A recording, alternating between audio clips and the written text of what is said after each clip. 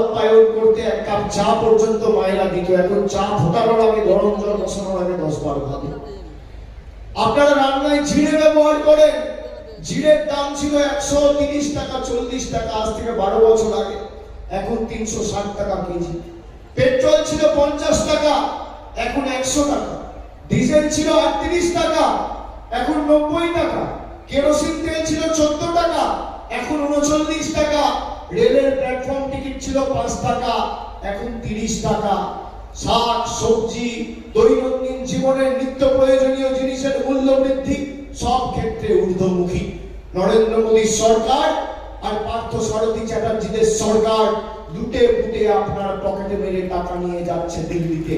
আর অন্যদিকে মমতা বন্দ্যোপাধ্যায়ের সরকার আপনাকে লক্ষ্মীর ভান্ডার করে আর যুবসাথী করে আপনাকে অর্থনৈতিক সাহায্য সহযোগিতার হাত বাড়িয়ে দিচ্ছে। বিজেপি নিচ্ছে, তৃণমূল দিচ্ছে। কখনো আপনার ভোটাধিকার নিয়ে নিচ্ছে, কখনো আপনার পকেট থেকে টাকা নিয়ে নিচ্ছে, কখনো আপনার বাঁচার অধিকার নিয়ে নিচ্ছে। বিজেপি জিতলে আপনার অধিকার থেকে আপনি বঞ্চিত থাকবেন, আর তৃণমূল জিতলে আপনার অধিকার সুরক্ষিত থাকবে। এখানে মিডিয়ারা আছে, আমাদের বাংলাদেশি বলেছিল মনে আছে, বাংলায় কথা বললে বলছে ডিটেনশন ক্যাম্পে ঢুকিয়ে দাও। কে বলছে? দেশের একজন মুখ্যমন্ত্রী, আসামের মুখ্যমন্ত্রী, সে বলছে বাংলায় কথা বললে কিছু দেখার দরকার নেই, সোজা হাত পা বেঁধে লকআপে ঢুকিয়ে দাও আর ডিটেনশন ক্যাম্পে ঢুকিয়ে দাও।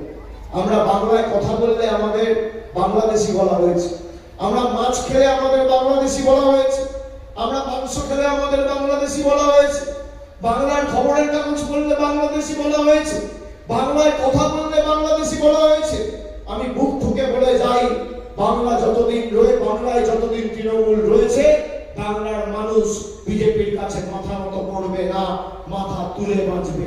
আমরা আমাদের অধিকারের জন্য লড়তে জানি, আমরা বশ্যতা স্বীকার করব না, আমরা মেরুদণ্ড বিকিয়ে দেব না। আমি আপনাদের বলবো, যারা আমাদেরকে অত্যাচারিত, বঞ্চিত, নিপীড়িত, শোষিত করেছে বছরের পর বছর, আগামী 29 তারিখের ভোট তৃণমূল কংগ্রেসকে এমন ভাবে জেতান, 4 তারিখে ভোট বাক্স খোলার পর বিজেপি যেন চোখে পদ্ম ফুলের জায়গায় সর্ষে ফুল দেখে, এমন ভাবে জেতান। আমাদের সাথে গদ্দারি, মানুষের সাথে বেইমানি করার আগে যেন 10 বার ভাবতে হয় যে মানুষের টাকা আটকে মানুষকে টাইপ করবো, তাই না? শান্তনু ঠাকুর, জগন্নাথ বাবু